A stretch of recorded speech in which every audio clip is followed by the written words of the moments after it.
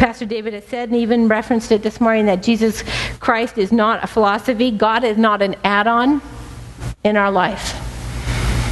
God is not an add-on feature. Okay, gosh, I want a nice life, so I'm going to just add God on. I have a little hole here. I'm going to add God. Oh, that's nice. He's not an add-on. He's not a philosophy. He's everything.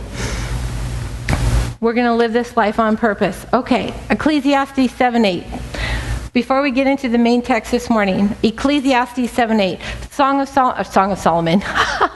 the King Solomon was the wisest man on the planet, the wealthiest man on the planet, and he said this. He said, finishing is better than starting. Finishing is better than starting. Now, I know starting is good, because if you don't start, you don't get anywhere, right? Sometimes the hardest step to take is that first step. You know, the first day of the diet, the first day of going to the gym, the first day of walking into that university class, you know, that you're nervous about. The first day, sometimes the first step is the hardest, but Solomon says that finishing is better than starting. And to be relentless in life, we've got to learn how to get a picture of how we want to finish. How many of you want to finish well? Yeah. Okay, you want to finish well. When you die, just close your eyes for a moment. When you die, imagine the memorial service for your life. And people come. Well, are people there? That's a good question. Will people come to your memorial service? Will they even show up?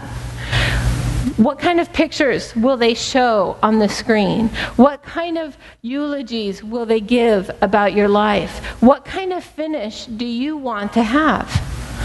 What is going to matter? What legacy will you have left? Come on.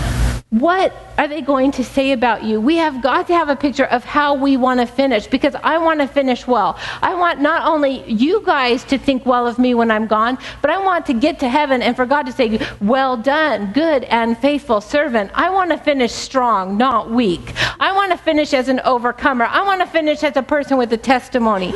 Finishing is better than starting. So what is your goal? As a believer, what's your goal? Do you just want to be a Christian where, you know, hey, I show up when I feel like it?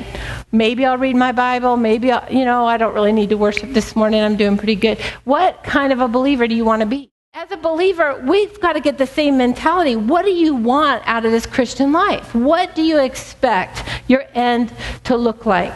I tell you, you can make it to heaven. And there's that phrase, be saved by the skin of your teeth. Meaning that the grace of God, when you've given your life to the Lord, He sees you in the midst of your sin, and you say, God, I know I'm a sinner, and you're holy, and you gave me Jesus so that I could be saved. And you make that divine transaction. You receive salvation by His grace. You believe God.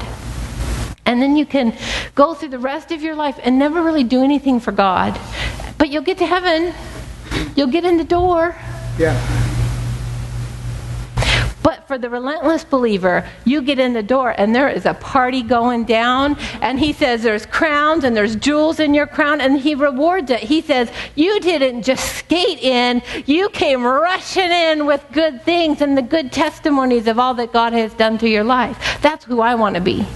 I want to rock heaven. Yeah. Not for me. I want to live life to the fullest right now.